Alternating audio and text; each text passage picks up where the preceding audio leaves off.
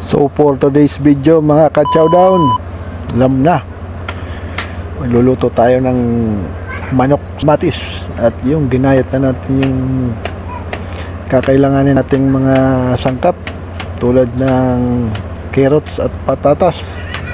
At yan, set aside lang muna natin yan. At isusunod natin itong sibuyas, bawang, at syempre yung maraming kamatis kasi kinamatisan nga eh. So yan, birahin na natin yan dyan. At pagkagayat nga natin yan nagpainit na rin ako ng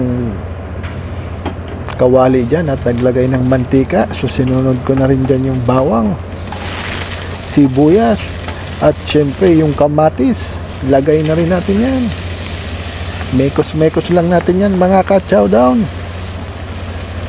At yun, nilagay ko na rin dyan yung kalahating kilong manok, asin, paminta, at oyster sauce. At isusunod na rin natin yung balay seasoning mix.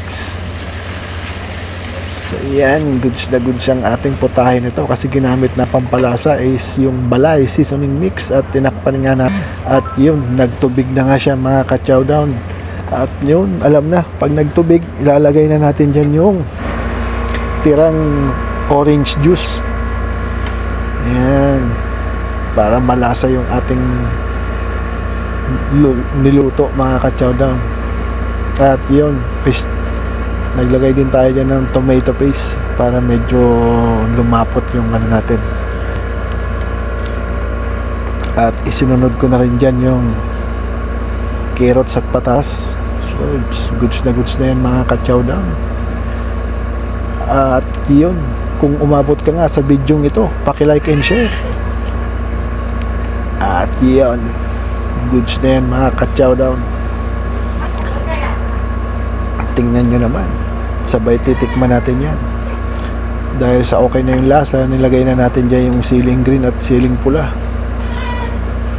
Muntik masayang yung siling green, kaya buti na ihabol pa natin. So paano yan mga ka-chowdown? Alam na, kainan na. Yan, goods na yan. Malambot na rin yung okra, ay yung ano, yung tatas saka yung carrots.